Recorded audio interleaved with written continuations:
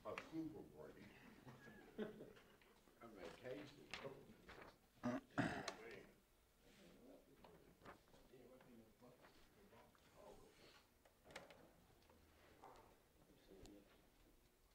From Dunkin' Donuts, they about to go out of business. So we had to give them one of those business.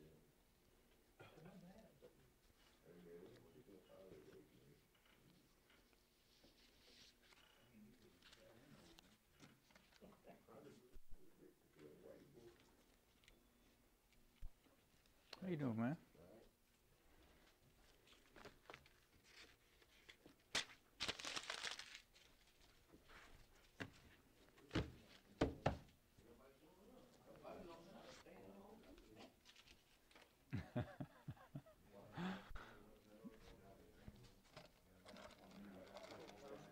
Safety class for him to check out, I guess. James didn't tell you? Hey, man, I was over there last night, too. What? Bring what? Ropes? Ropes Supposed and to do that? harnesses? Yeah, we were supposed to do that. Yeah, I think a few people may have forgot them.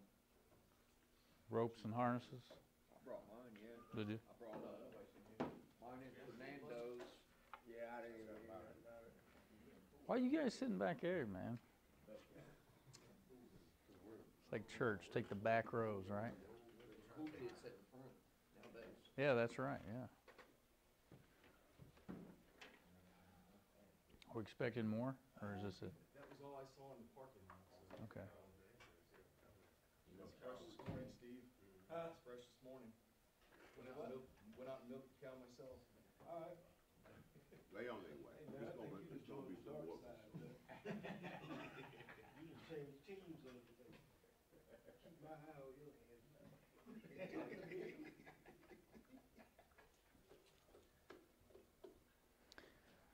All right, well, were you able to text Andy? He's still watching on the video? Should be. You signed it. Yeah, I'll pass it around. You guys come up here. Come on, man, I don't bite. Come on. We got seats right here. It's cool back here, man. Okay, all right, that's fine. I was talking about you guys, yeah. A little bit easier when we're just all here together up front, but it's all right. I won't bully you into it. You can sit back there.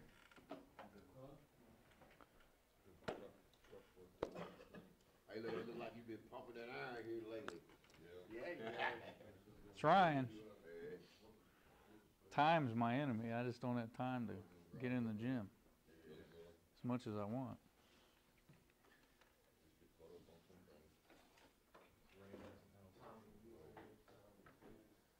All right. Well, hey, so we're going to get started. How things been the last couple of months? It's been a while since I've seen you. Good?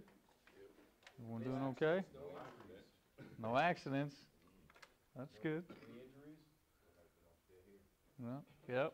Still here. Everybody's got 10 fingers. So you may notice I have a microphone on. I'm doing that to try to improve the sound for the people who watch us online, trusting they are watching online. So maybe Andy can tell us what the sound sounds like. We tested it out, and it sounded good when we tried it. So anyway, so the sign-in sheet's going around, and we got two things we're going to do this time. We're going to do a presentation, talk a little bit about safety culture. Okay, so that's a topic that I've never done this presentation for you guys, but I've done it before for a lot of other companies, and you know, they seem to like it, so figured, hey, we'll try it here. We'll talk about it a little bit. And then Mike and I were thinking we'd do maybe some rope and harness inspections towards the end. So those of you who did bring them, then we'll get a chance to do that. And if people didn't, I don't know, we could somehow figure out a way to make that up. We're missing James and Jesse and who else? Charles, Fernando. Chris is off. Charles and Garrett got Chris. excused. Chris Tenner's in Michigan. No, Chris, He's off today. Yeah. Just James. All right. Hell, yeah. we didn't bring our ropes. Mike said he did. Bring your harness. No, I didn't hear nothing about it. I didn't either. I didn't hear nothing. We can share, got though. mine. I got mine. I mean, There we go. Yeah, we can share. Well, we can, yeah, we could figure it out. You guys, are your ropes like at the office, at the shop every day? I mean, we could go over there and do it one morning. I mean, I could figure out a time in the next couple of weeks and we can just go out and try to do it before you guys go out. That's part of Mike, how's that sound? That's fine. I think the important thing is just that we're doing it and that we know how to do it. Mm-hmm. So, Yeah, maybe we do that. Maybe we set up a time in the next couple of weeks and I come out early and we could just pull everything out and just inspect it. You know, it's good to have a documented inspection done at least every year anyway. So, you know, we can do that. And I could do a quick walk around of like what to look for and then everybody can kind of inspect your own and we'll just document it. And how about that? That sound good? As they're going over the wall and as they're Right. coming up, I mean, Yeah. you know, they're in your hands, so why not? Yeah. Yeah. Okay. Well, sounds good. And what about the guys down in Kentucky? as far as inspections go. Yeah, do they have ropes and stuff and harnesses? Yeah, so, And they're, like, you know, Michael was saying, they're trying to inspect the ropes going over the wall, but it's a conversation we need to have, if not every day, every week, every month. You gotta look out for each other, look out for your teams, and you guys do it already. I mean, can anybody remember the last time we're getting ready to go over the wall with a rope or a harness, or get on a lift, and you saw something, and you sort of stopped the job and said, hey, wait a minute, anybody have an incident of that? We usually notice them before they get over the wall, you know what I mean? Like as you're stringing them out. yeah, you're You're looking, cutting them, you're gonna feel it, Yeah, you'll you feel know. it. Both Yeah. times before you leave the shop. Right. yeah. Yeah, cuts them ropes stand out pretty good. Well, RMS did an inspection on, kind of a surprise inspection up at IU North last week, I think it was, and found Jesse had a harness that had a cut in it. And, you know, it's one of those things that you hope you never need to use your harness, right? Right. You don't want to be hanging in your harness, right? But if you have to, you want to make sure it's in good shape. It's going to support you, and it's going to work. So Yeah. the time to talk about it is not when you're hanging there on the wall, you're hanging, and you notice you got a cut in your harness, and it's starting to rip a little further, and you kind of got that oh shit moment. Time to catch is before that, so Yeah, it's true for any, I mean, that's the safety culture we're probably going to talk about, so. yeah, that's right. And maybe we could send the forms for them, it'll kind of guide them through it down to Andy and his guys so that they can do inspections themselves too, so. Okay, all right, I'll take it down there and walk it through. okay. Well, cool.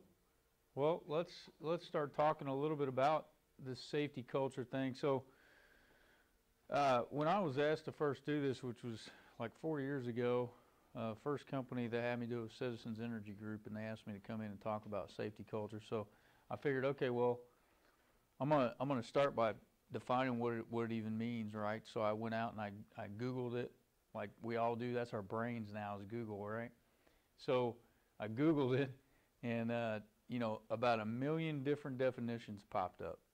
I mean, everyone and their brother's got a definition of safety culture. So I thought, well, I'm just going to take them all and combine them into one sentence and try to make it as simple as I can. Why not? You know, if everybody else can make up their definition, I can too. So here's what I came up with, in my opinion. It's basically just, you know, the organizational atmosphere, okay, that fully embraces safety as a core value. That's important. They can never be compromised. That's what a core value is. A core value is something that is so important to you, you would never compromise it, right? a priority may change, a value won't.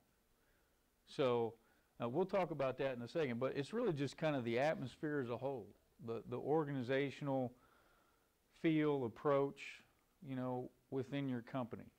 All right, that's kind of what a safety culture is. So let's talk a little bit about core values for a second. So we all have them. Every one of you has core values. So what are they? I want to hear a little bit about what your core values are. Specifically, as far as your core values, why are they important to you? What influences have formed your values? So, like, I'll go first just to kind of, give you an example and set the tone. So, for me, one big thing for me, I can think of a couple. One is, for me, is treating women with respect. Like, that to me is very important to me. Okay, that's one of my core values. Another is integrity. Like, in my mind, my integrity is about, I don't want to say it's all I have, but it's what kind of defines me. If I don't have that, if I don't have integrity, then in my mind, I mean, who's going to respect me at all, right? So being a man of integrity and being someone who treats my wife and my daughters respectfully, and all women, are important. So those are real foundational things for me. If I look back, okay, what formed those things? Like, what influences on my life? The treating women with respect thing came from my father. My father passed away years ago, but that was like his MO. Like, he just always treated my mom right, and he drilled that into my head as a kid. Whenever I was disrespectful to my mother, boy, that was like his hot button. He'd step in and made sure that I did not do that again, and that really shaped me, right? From integrity standpoint, I believe my faith is a big reason for that, sort of. That's a big piece of it. But also, just seeing people around me who don't have integrity and seeing how ineffective they are, I realize how important it is for me to have it. Okay, so those are things like, those are core values for me that I would not compromise, okay? And those are kind of how I got there. All right, so let's hear a little bit about you. Will you go first? Will you? Yeah. One of the things that if I had to kind of pick one core value that I sort of live my life by, it's having a strong work ethic, being willing to do whatever it takes, or locate whatever it takes, or whoever it takes to get a job done.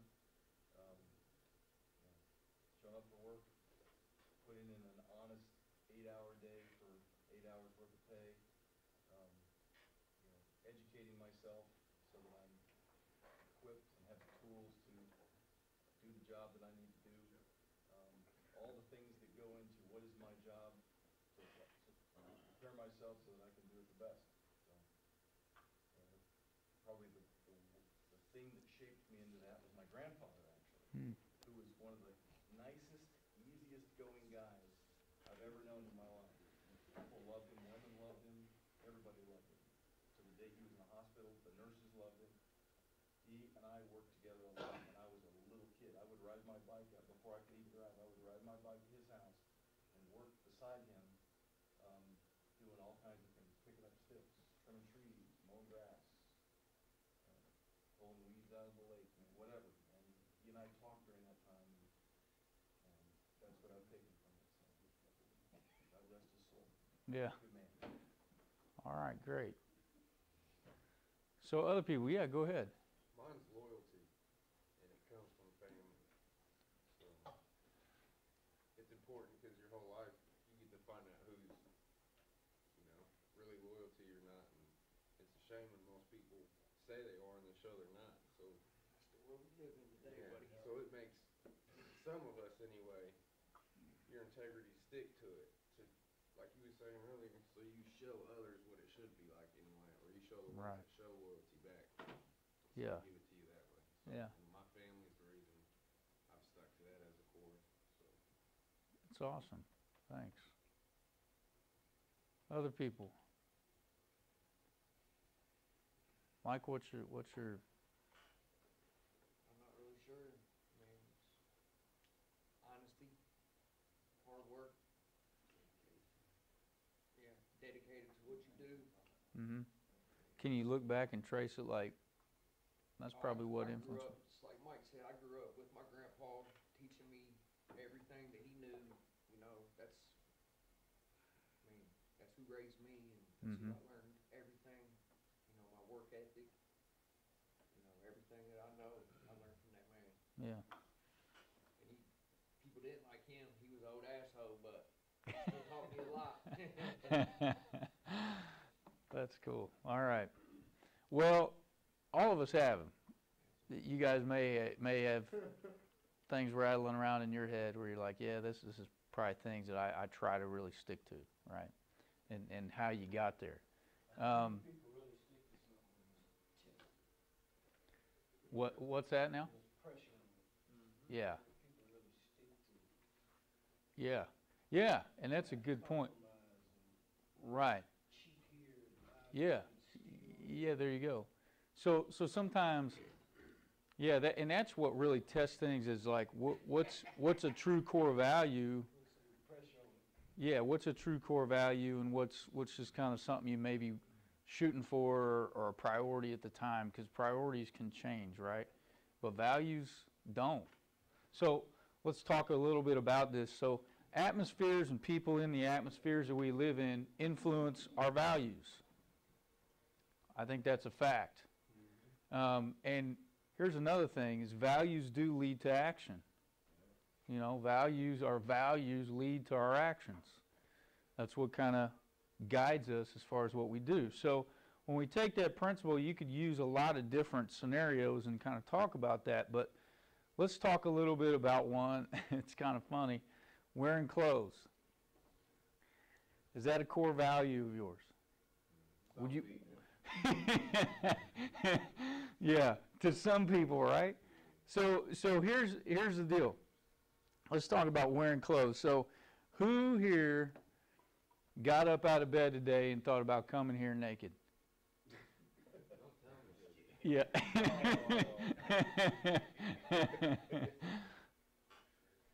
I don't see any hands going up. I see people pointing to other people, you know. But no, that never crossed your mind. Why? Inappropriate, not Yeah. logical. It's not part of the culture we live in, right? You go to jail for it. Yeah, you can go to jail for it. You should go to jail for it. None of us want to see that, really. But yeah, I mean, you can go to jail. People will think you're off your chain, right? Yeah, you'd be sent home for sure. So yeah, there's consequences behind it, and the reason is because that's the culture we live in. Okay, but let's flip the coin here. Would you consider going naked to a nude beach? Well, hell yeah. They're like, I'm in. Sign me up. Sign me up, man. All right. So maybe even if those of you who may go just in your birthday suit, there might almost be a pressure to if you're not going to go that far, at least, you know, go a little bit for, you know, because that's the culture, right? You get what I'm saying? I mean, you could take one thing and you could put it in different situations, and it could kind of change your actions and thoughts and behaviors to a certain degree. And this is kind of the chain that we follow as far as what leads to our actions and our values. Is it starts with perception. So taking what I just said, our perception is the world we live in does not tolerate going to work naked, right? I mean, we see that, we know that. That's what we see. So that's what we believe. And after we believe it for a while, you know, through experiences and knowledge and reinforcement and seeing somebody run through a football field, you know, with their Speedos on and getting hauled out and evidence of that's the truth, that becomes a value. That becomes, yeah, I'm not going to be that guy, right? Which leads to our action. Okay, and you could take that same thing from the opposite side of the running through the nude beach scenario. It's the same thing. So that's really what leads to our core values and our actions, is the perceptions that we have. Now let's take that and apply it to our situation with your grandfather. You got there because you saw him do it, right? You perceived him as a hard worker. That was your opinion. You saw it happen. And in time, you started to believe that, man, I admire that. I believe in that. And as you believe in it over time, it becomes a value, which leads to your action. So you get what I'm saying? So that's how we establish our values, which lead to our actions, right? So let's take that, and you can apply that to anything you want in life. Doesn't have to be safety, but we're here to talk about safety. So let's apply it to safety. If we come into a company, let's say I'm a new employee, and you hire me, and I come in, and I sit down in your office, and I meet Mike, and Mike sits and tells me, hey, we're a safety-conscious company. We don't want our employees to be injured. We want you to go home every day the same way you came in, you know, and talks to me, whatever. And so my perception is S&K is a safety-conscious company, okay? So we start there. However, I go out, and they pair me with Dwan. I'll pick on you, Dwan. So they pair me with Dwan, and Dwan says, hey, man, I'm glad you're here. We're behind schedule. Pick up that rope and descend over that wall because we are needing to get out of here today. And I say, well, man, I've never done that. What do I need to do? I mean, I'm a little terrified, you know, and he's like, put on the harness, get over the wall. All of a sudden, my perception of S&K just went from here to on a totally different planet. And I'm realizing, okay, what they say in the office is not reality in the field. Okay, and I'm perceiving that, right? So, but if I were to say, you know, let's flip the coin. Let's say I meet Dwan, and Dwan shakes my hand and says, hey, man, welcome aboard. Before you get going, you know, we're going to be doing some descension today. Have you ever done it? No? Okay, I tell you what, I want you to watch today or whatever. Don't want you to do anything you're uncomfortable with, or before you do that, let me show you how that's done the right way. I don't want you to mess up or get yourself injured. So we're going to train you a little bit here. And that should hopefully be all of us, right? And it is with this company, you know, our company is 150, you know, from different companies do things different, and I must say that that's how it be. I mean, they make sure that everything's proper before Yeah. we go over the wall. And it's a good thing. That's a great thing. He's scared you sometimes going over the wall. So what happens if you try to rappel without a safety line at S&K? What happens if you try to? You ain't going. They're not gonna let you do it. Not gonna let you do it. Not gonna let you do it. It's not gonna happen. Yeah. So I've known other companies where it did. I know. No, they're not gonna let We've had it happen. employees, or guys that have come here and become employees and tried to do that, guess what? They're not employees anymore. They should be cool. Got over a wall without a safety line. You get your main line, your safety line, right? And they just wanted to hang on one line. They didn't want that safety line, because I'm that guilty. gets in I'm your way. guilty. I'm guilty of that That's just from stupid. other companies, because I mean, it was just in me to get the work done. Mm. When I was young and dumb and stupid, where back in the day, like, if I forgot a grab or something, I still jumped. Oh, yeah. Wow, yeah. Yeah. But now as I get older, you get wiser. Yeah. You realize. Yeah, you start to realize, yeah, what's important. So yeah, so perception is key, and perception on safety at your company is not only what's said in the office, but also, you know, what's practiced in the field. And that forms the perception of safety at S&K, right? It's both. And then if I'm a new employee and I see that, I hear it in the office, I see it by my coworkers, I'm going to believe over time and experience and hearing and seeing, right, that, man, this is serious. They really do care about this stuff. It's not just lip service, right? It's actually practiced. And then I'm going to realize if I want to stay here, I better follow suit, right? Because if I don't, I'm going against the grain of the company, and, you know, so I better make sure it's important to me. And so they practice that long enough, it becomes something where it's like, wow, okay, I'm not, and then they realize over time, like, okay, I'm not really just doing this because the company says this is important. I'm doing it because I want to go home every day, right? Why do I want to die or get hurt even, or see somebody else get hurt and live with that? And so it becomes like they own it. They're like, okay, yeah, this makes sense. You know, why wouldn't I want to do this? You know, I want to do this the right way. So it becomes a value, and then once it becomes a value, then there's no turning back. Then it's like, yeah, I'm not going to do that. I'm not going to put myself in that position. That's part of my value. I hate to see a new hanger with no fear. If you don't have fear, you're gonna get hurt. That's kind of scary. You're gonna get hurt.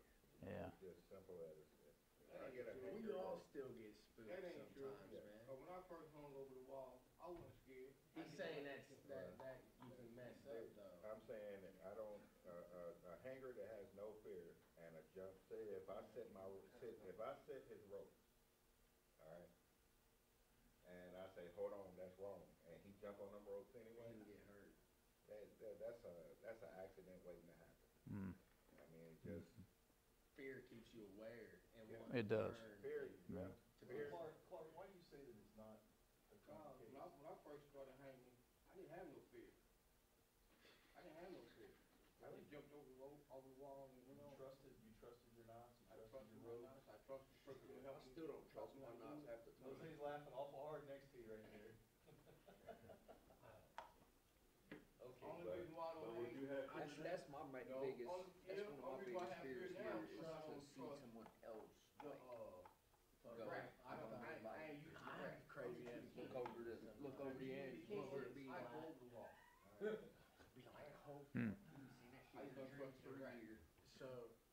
So no matter how you should be confident in your knots and stuff, but Right. like a big tall 30-story, I'll go over next to Jose or something and look across, and we can both tell we're still kind of spooked. You know, the first drop of the day. You know, your new building. You know, but that keeps us aware. We're checking everything. Mm. Well, they might look over and say, hey, Tommy, hold We it. might look over at Tommy and be like, yo, Tommy. Let me check that. we all know to check your shit. Huh? We're gonna hijack your topic anyway. Just what Jay just said, his first drop is your The first drop's the is your worst scary drop. drop, right? Yep. Mine's different. My last drop was my scary drop because I'm rushing and I'm trying to hurry up and get it over and get it done. And I might mess up. My last drop is my scary drop. There's one thing, in this business, you don't never want to rush. Yep. You know, I mean, Well- you're trying to get the work done, but you don't want to rush, especially over that wall, because that's when something really can happen. Well, and First, you have to go We've ahead. had enough incidents, guys, where,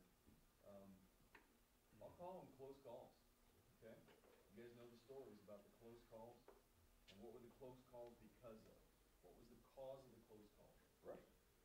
Well, it could be wind, could be weather, could be pedestrian traffic, could be our equipment, we dropped a squeegee, or whatever, and landed next to somebody, or whatever. I mean, this is about being aware and understanding, you know, and then Kevin have the topic back. No, go ahead. It's okay. So it's, I think, Clark, I appreciate what you're saying, but I think there needs to be an element of respect, maybe is the right word. Maybe it's not fear, maybe it's just respect for what's being done. It's applies to working in civil works and boom lifts, not just hanging. Ladders, yeah. Yeah. I've been in 3 To me, ladders are twice as scary as hanging. I mean, I hate being high up on ladders. We Hate it. do, I mean, we're in maybe scaffolding, which we use 0.5% of the time.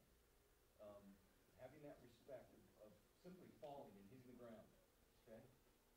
You guys have it, you do, I know you do. I have a It's called a saying that respect for it, you not a respect fear. your equipment like you respect your wife, cause that equipment, Mm.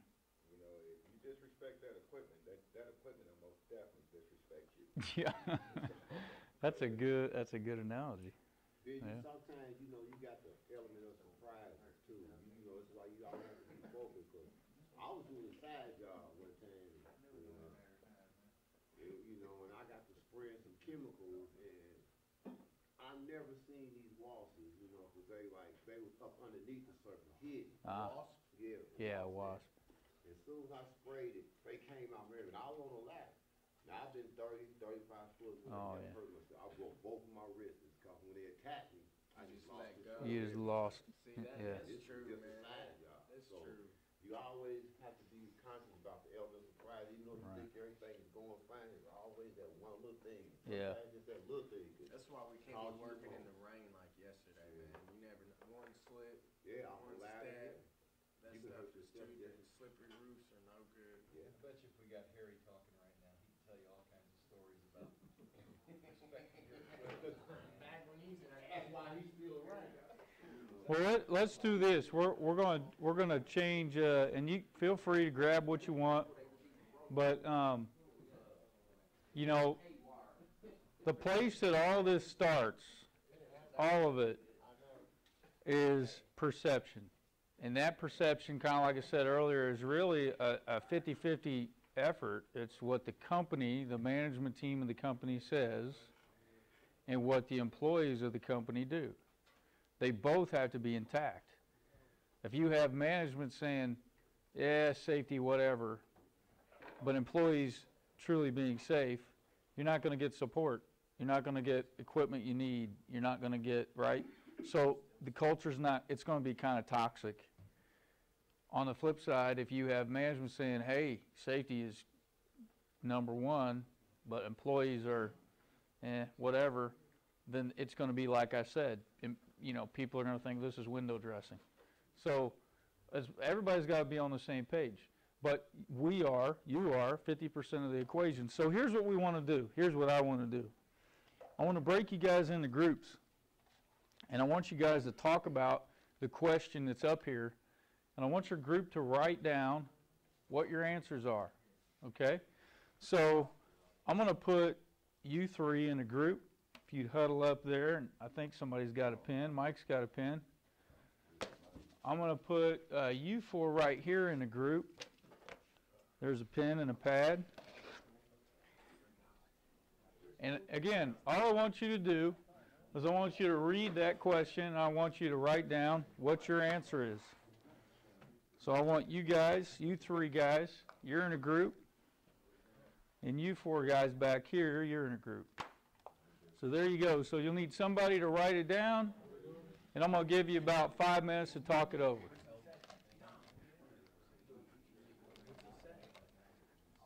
I can't even read that. You can't read it?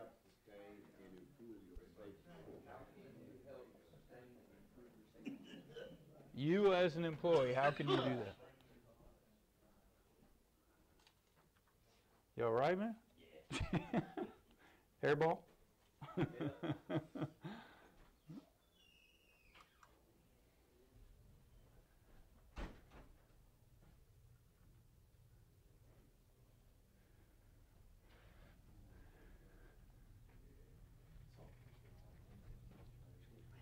I'm going to have your group share when you're done, too, so.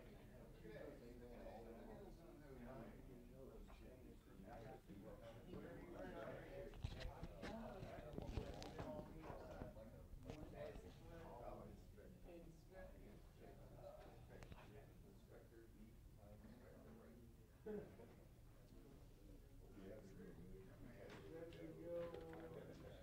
still want us to grab the ropes we do have here? I'll talk to Mike. Yeah, I almost feel like, why don't we just do them all at once? That's fine. You know what I mean? Yeah. If we're going to do them, we'll just wait. Because I only got 2 sets with me. And Yeah. 4 hangers, so. Yeah, we'll probably just do them all at once.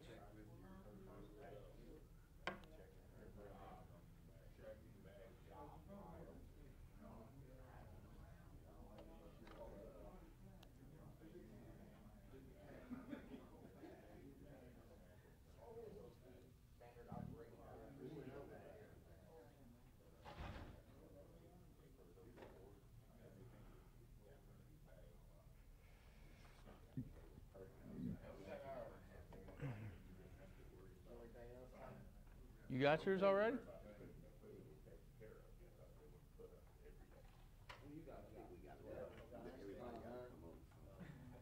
Yeah, you just gotta come up with a handful of things. Okay.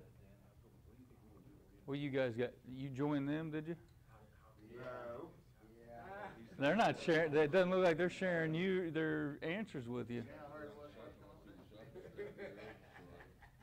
Everybody else tries, but probably comes across and they give a shit, you know what I mean? Everybody sign in? I think everybody should. Everybody sign in?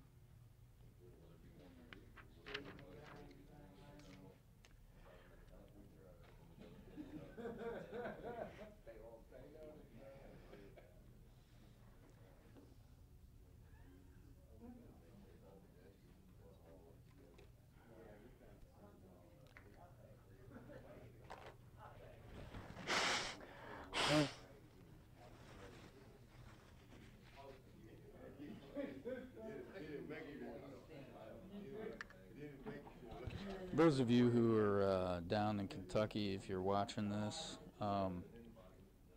do me a favor and text Mike Piney and just let him know how the sound is going.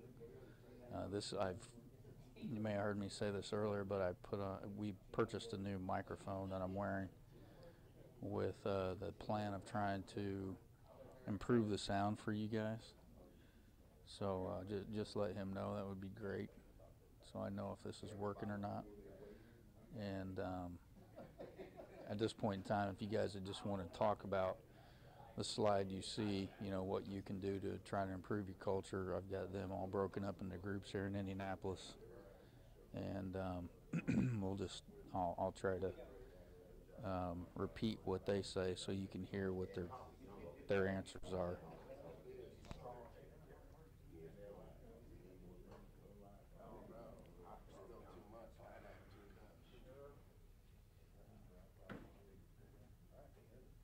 Good. All right, so I think we got one group that's just starting. I think they were trying to hijack answers from the back row. But okay. So we'll start over here. This group got finished pretty quick, and I know they got a handful of things. So what we're going to do is we're just going to talk. I want you to list just one item first, and then we'll kind of share those things. Hey, now. What you got working back there? What are you doing now? Tell your girlfriend to hang up and call you later. All right. So here we go. What's the first one on your list? Watch the people around you and make sure that they're practicing safety. He stole mine, see? Oh, okay. That's exactly what I wrote down. He wrote his with invisible ink, though. Watch the people around you, make sure they're being safe. So he said, yeah, watch people around you and make sure they're being safe. Good. So, so just watching out for each other, right? Kind of I'm my brother's keeper type of thing, yeah. Okay. Fantastic. So that's a good one. Other than that one, give us one that's not that. Better maintenance of the equipment, take care of better. Okay, just make sure that you're taking care of the equipment that you have. I think the thing we were Maintenance? talking about more than anything is keeping it clean. Keeping it clean. And boards and grabs and harnesses and we used to have something in place years ago. Why don't you elaborate on that? When Scott and them first started, all the hangers, they bought us bags. Mm. These bags were made, they held our ropes. They held up to 300 foot of rope. It held our boards, our harnesses, our grabs, anything we need to hang it, and you better had that stuff in there at the end of every job. Okay. And it just, the ropes, like we go through ropes like crazy here now. But I think they probably bought us new ropes every 2 years. Ropes last so much longer when you take care of them. When you take care of them, yeah. The equipment lasts Yeah. Last longer, yeah. Can I Yeah. ask a question? What happened? I was out for about 3 years and came back and it wasn't in place no more. So I don't know. All right, so the need to take care of the equipment and takes care of you. Good. And another thing about that, we'll take care of you to keep it all together, cause I have a tendency. Keep it together, yeah. Keep it together, cause I have a tendency to, I'll be on different crews and I might leave, so I'll lose sometimes, you know, I'll miss it. But sometimes I know where I put my stuff and when I come back, it don't be there, but if you keep it all together, if you keep it all together in the bag, Yeah. like I said, then you can like a You know where it is next time, yeah. Yeah, you know it's there. Yeah. You know, cause we be moving around and stuff and everything. Like I said, I do lose stuff sometimes. I was about to say, will that help us? This is an ongoing problem. I mean, you guys all have lockers, right? You always have, you all have a lock, right? Yep. And I walked into the shop, day before yesterday, there were 2 buckets in the back of James's truck, all kinds of tools. Man, it could've been Merry Christmas for me, man. But why? Mm. Why you walk in there and see someone else's shit and like, oh, Yeah. He might not, but someone else My will. point is, I took the stuff and locked it up in James's cage. hey, there's a Bluetooth headset, mine now. But I Yeah. know, you know, everybody don't think the same, but with me, I'm like, Scott buys his stuff. Right, What's the right. use? Why take it? Why people stealing it? They not buying it. You know, Mhm. Somebody been in my somebody, you know, they just take it. Yeah. But, you know, we need that stuff to do our job for the company, you know. Yeah. I mean, maybe I'm just old school. No. If I use somebody, I'll put it back. But they Yeah. just take it. It just, Right. You know, like, Okay, so let's bounce back to here. What you guys got that's unique? Well, they stole our. Oh, okay. let me see. Don't come in drunk, high, sleepy. Say no to drugs. There you go. Okay, so take care of yourself, right? Take care of yourself, right? Don't be in a hurry. Take your time, don't be in a hurry. Make sure that you show up with, You out. yeah, plenty of rest, not hungover, okay? How about the back row? What you got? Yeah? Well, that was here. Learn from your mistakes. What was that? Learn from your mistakes. Good. So learn from your mistakes, and you could even learn from other people's mistakes, right? Learn from mistakes in general. Yeah. And yeah, try to grow from that. That's good. Okay, here. What you got? What's next? Check and inspect equipment. Okay. Say no to drugs. Say no to drugs. Check the job for prior hazards. Okay. That's a good one. Okay, there's 2 good ones there that were new. So check the job for maybe existing or prior hazards, right? So a good habit would be like when you show up to a new facility, maybe even if you've been to that facility before, is walk it, right? Walk it, because you don't know what's changed or what's going on. There could be construction in the area, or maybe there's a wasp nest somewhere where there wasn't last time you were there, right? But you could maybe see it. So to check that, and then work as a team, right? Okay, so good. So other than what's said, do you have anything else to add new? So when we'll get the bags back? Hang on, it's our turn. Wait your turn, man. Be aware of the weather before you get yourself involved in something that would make it unsafe. Yeah, be aware of others. Weather. Oh, weather. Yeah. Get yourself involved in something that. That's big. And that's exactly what you were saying a little bit ago about, you know, some incidents that have happened in the past and learning from those things. Yeah, weather. Thing. It's not necessarily lightning. We can watch radar. We can watch. Wind is your biggest Wind. thing. Wind is, because me and Eric, a few years ago, was at AUL, Mm. state. Mm. When we got up there, the flag was laying down, no wind, no nothing. We good to go on any wall. We went on a wall. By the time we got down, the stage was clear on the other side of the building because of the wind. I mean, it was just blowing us everywhere. You should have tied in. We were tied in. But Tell them, Ray. we was going up. We had finished our drop and we was going up, so you had to unclip from the building. And I mean, that wind and then it was You just, have to unclip to go back up. oh yeah, every time you go up, you gotta unclip. So that's giving you friction. Oh, okay. And then when we got up Not to on the top, AUL. the motor burns out on the stage, so cable. we just stuck there doing Actually this. can't wrap it. Oh, What I man. was talking about always that element of surprise. And one of those elements of surprise, Yeah, that's right. it be going great. Yeah. And all of a sudden, bam. Yeah. You know, Something sneaks up on you. that's why you Just have like to- when me and James got caught on that one building, Yeah. floating around there. I mean, you know, we knew that there was some weather coming in, but you know, you got 5-minute, 10-minute drop, and you know, it wasn't nowhere. I mean, it was way up north. You know, you could see it. We tried it anyway. That's what happened to See us. what happened. We was in Anderson. Me, the one, and a guy named Willie. Y'all know Willie Raleigh.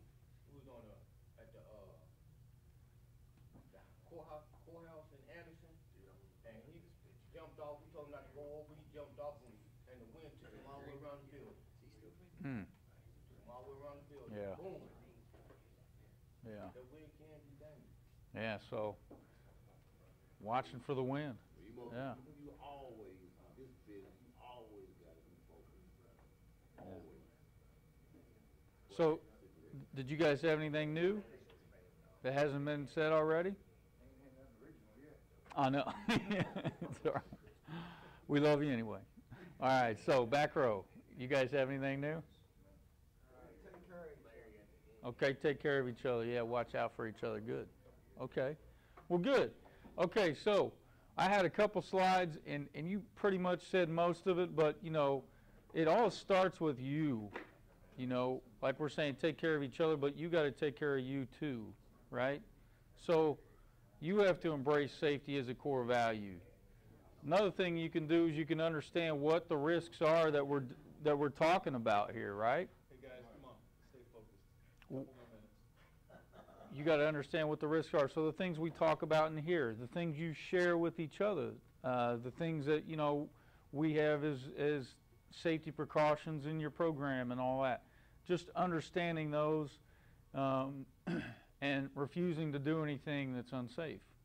You know, you have that right to stop and say and call Mike and say, hey Mike, you know, I know we have this drop, but man, the wind's coming in and we're going to stop, and you know, that kind of thing or whatever. I mean, that's part of a healthy culture, is knowing, like, you know, I know that I'm paid to do a job and I'm going to do it the best I can, but I also know that my company doesn't want me to take unnecessary risks, so I should stop. I mean, if I feel like something's at risk, right? Get involved. We talked about this, you know, report hazards to each other, communicate to each other, and this is important. You may get on a new job site and walk around, and let's say you see that wasp nest, but do you communicate it to everyone else? You know, maybe you see it, but if you don't tell it to your coworker, and he gets up there, right? So just making sure everybody knows about things that you see that are concerns. Yeah, right. You know, and monitoring each other, helping others. So this is another thing that you can do. There's a scriptural point right here. Do to others as you'd like them to do to you. That's a pretty basic thing. I heard that when I was a kid growing up. I had a babysitter named Glenna Preston. And Glenna passed away years ago, but that was like her thing. She drilled that in my head as a kid. Do to others as you'd have them do to you. That's words to live by. Oh, yeah, man. Yes, right. I mean, if we all live that way, this world will be a lot better place. But ways you can do that in the workplace would be like, hey, if I see Dwan, and I know he's got to wrestle this, whatever it is, big piece of material, whatever, hose, something, for me to know, you know, I'm going to help you. So I just go over without you even asking, and I help you out. I mean, that's ways that breeds a healthy culture, builds good relationships. I mean, this goes beyond work, but it's also safe, right? It helps. You as a man, like there's people as a man that sit there and watch one guy do it all and not even, and be fine. Yeah. Me as a man, I'm going to help him. Right. I can't sit back and Yeah. watch somebody struggle. Like, Right. Exactly. That comes to another value. So. Right. That comes to another value. So helping them out, maybe even job rotation. Like I know you're doing something that, I don't know, maybe you're doing something repetitious, and you know, I know you're probably getting worn out. For me to say, hey man, let me take over for a little bit, or let's switch out. Why don't you do what I'm, you know, you're getting tired, let me help you. You know, that type of thing. But again, that just makes your work environment a better work environment. Period. Teamwork. It's all it boils down to. There's something Kevin said a second ago that we were actually talking, who I was talking about this subject with yesterday. You know, the idea of something as simple as asking somebody to help you with something or do something as opposed to telling them to do something. Right.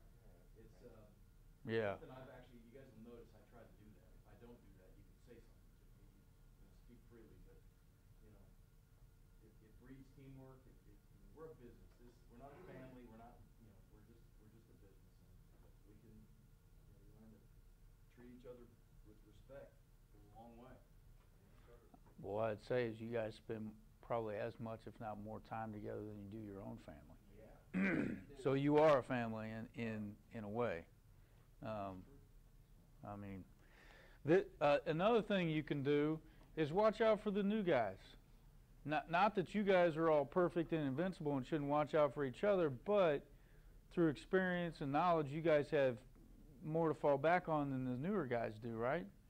And so to just kind of take them under your wing a little bit and coach them and mentor them a little. You know, this is how you don't want to do it right here. Say, Fred, meet Mary Brown, new drill press operator. Mary, this is Fred Yates. Hello. How do you do? I've introduced Mary around, so get her started, will you? I've got to go check that new EO that's coming through. Yeah, right. Fred will take care of you. Better remove that wristwatch, Mary. And Fred, you fix her up with one of those new safety caps. Okay. Well, let's get going.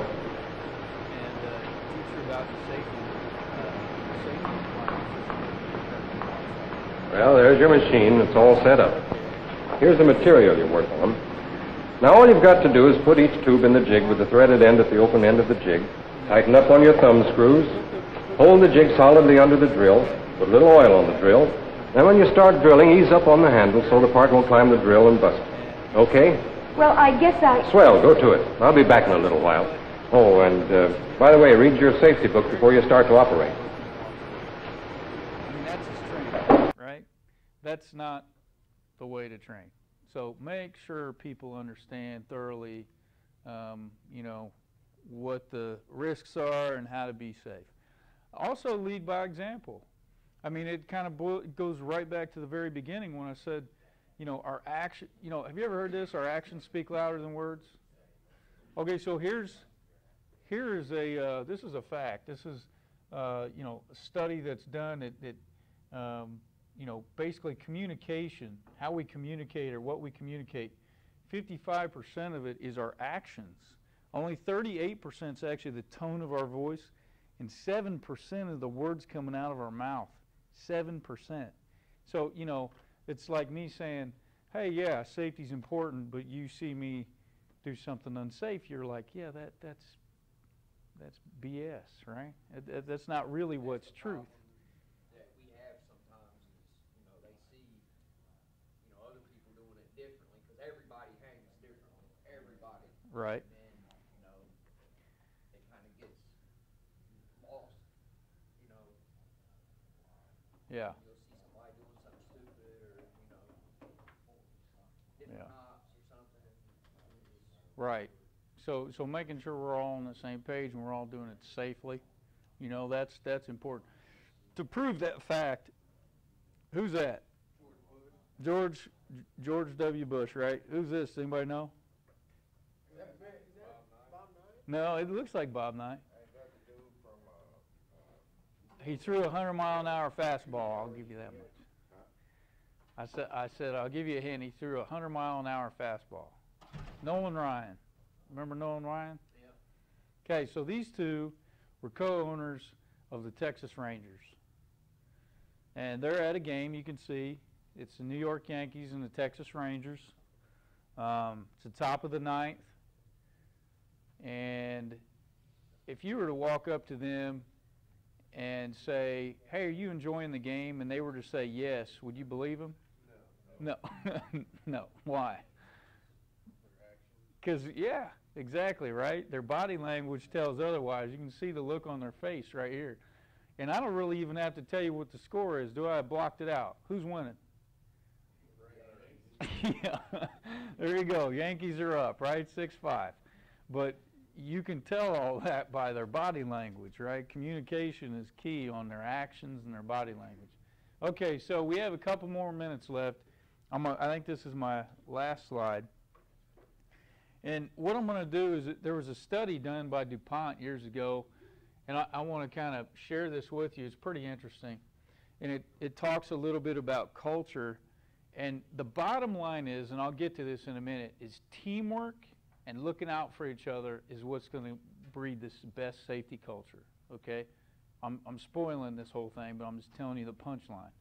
So here, what they did was they evaluated 4 different types of safety cultures, and as they saw each type of safety culture, they saw the incidents in those cultures drop. So this is the least effective culture that you can have, okay? This is what's called a reactive culture, and this also basically shows the evolution of safety. But back when safety first started years ago, this is how it was ran, okay? What happened is companies thought, well, everybody should want to be safe. Why wouldn't you just want to be safe? That's stupid, right? So, you know, you guys should all want to be safe, you know, and compliance is the main goal. It's all about OSHA. Comply with OSHA so we don't get fined, right, as a company. What they did a lot of times is they'd hire a safety guy and hang it on that safety guy. If anything goes wrong, it's a safety guy's fault. Okay, so that's kind of, but that safety guy was totally segregated from the rest of the business.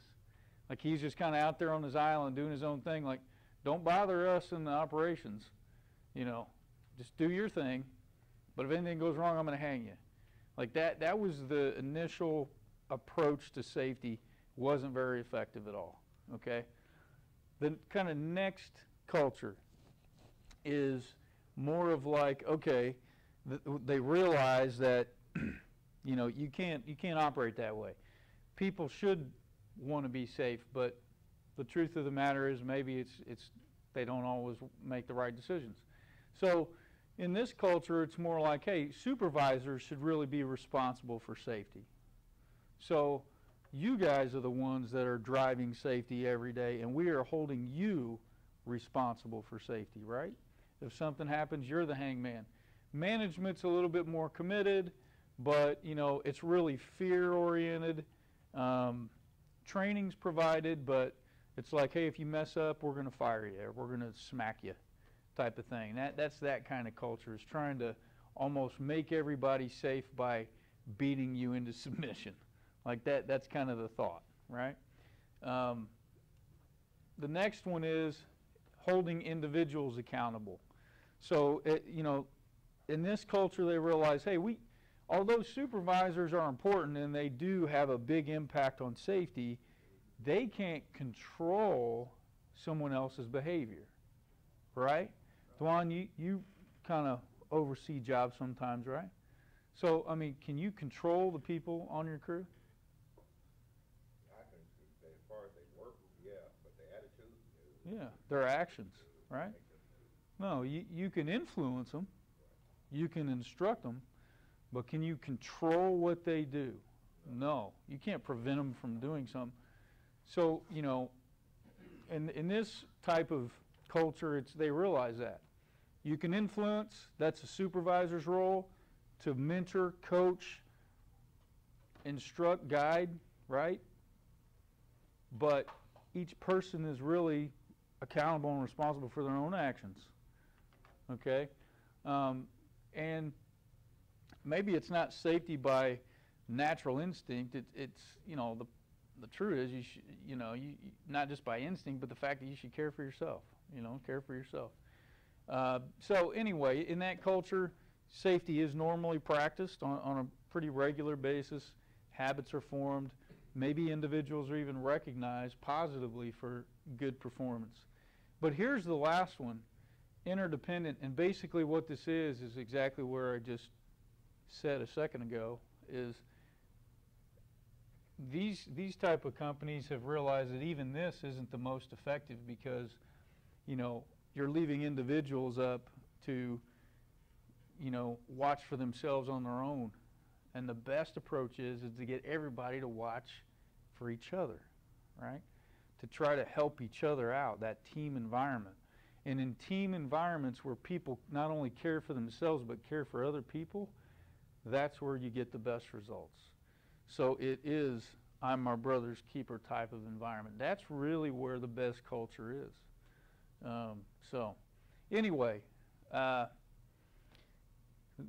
the most of the presentation. Bottom lines are, there's a culture here. You contribute to it, you know, in a big way, and you know, just realize that, and hopefully do your part, you know, in maintaining or even improving the culture to the best of your ability. So, I was just thinking about something about that culture before. yeah, You know, we grew up in different cultures and stuff and everything. And we formed ourselves as a group, working together, it's all tied to the same. So no matter what kind of background you came from, what kind of culture you came from, bond together and stuff as a team. mm-hmm, You know, and that's what works together. right, We all committed, you know, to one thing, you know, doing our job to the best of our ability right, and looking out for one another. right. That's what it's all about. Real quick, guys, before, hang on, guys, we're not quite done yet, so the timing, sorry. No, go ahead. So the timing of this meeting is really good. We've got like 3/4 of the company next week heading over to Dow Agri-Sciences to spend the entire week there. Guess who has the most progressive safety culture of any company I've ever experienced in my years in business? Dow. And they're very strict. So please, I mean, this is a great time to you know, not just worry about yourself, but worry about what other people are doing.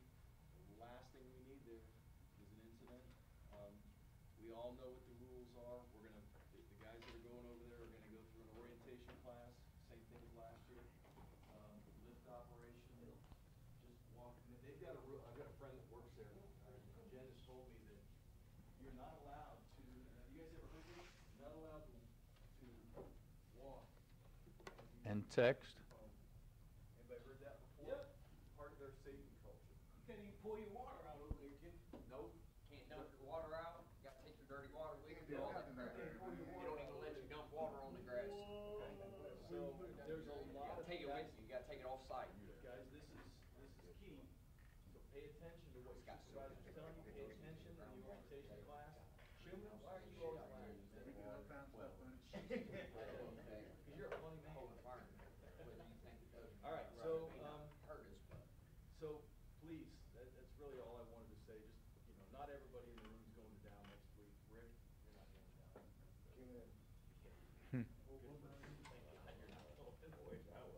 Clark? You're actually going to be hanging there, Mr. No Fear. Give me a can, I'll hang. So one last comment, off topic, but about the fall protection. You know, Mike was asking me, should we inspect what we have here today now? I mean, it doesn't matter to me. It's what you want to do. We can do it all together later. We could do some now. You make the call. We've run kind of long. You want to do it all later? Why don't we do one harness? Do we have a harness here in the room? Let's grab one harness and do an inspection on it so that we all know how to do it. And then we'll do them throughout the rest of the week. Who's you got here? Yeah. I think personally, Mike, in my opinion, why don't we wait and do it all together at the shop? I think it'd be better, because you guys have run long, and I can get there early sometime next week or the week after. Maybe we communicate with everybody, we can pull it all together and do it quick. And that way we can document it all too. That sound good? Yeah. Yeah. Thanks, guys. We'll see you. All right, brother. Take care of yourself. See you guys. Take care tomorrow. All right, brother. Sounds good. See you. Start about 5 o'clock.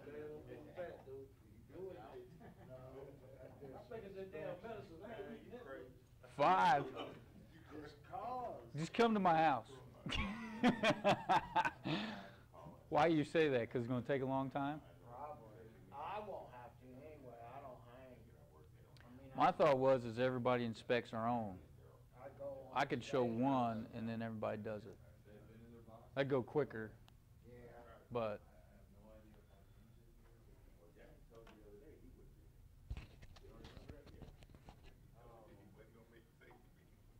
There was a bunch of people. DJ, are these your ropes? Yeah. Yeah, James, and he told you about it in the office, I think Thursday.